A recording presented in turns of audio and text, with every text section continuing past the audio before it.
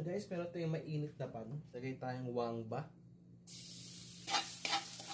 Sa kabila guys, nagluluto ako ng adobong manok ng mga dogs. Bago mag-golden brown, lagay natin yung bell pepper, tangkay ng celery, tsaka sibuyas.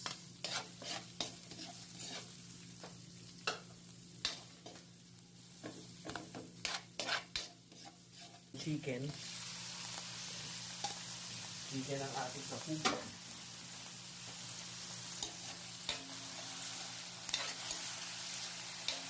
Palagay ako guys ng isang chicken cubes. Guys, yung ating gulay, may celery yan guys. Mixed vegetables.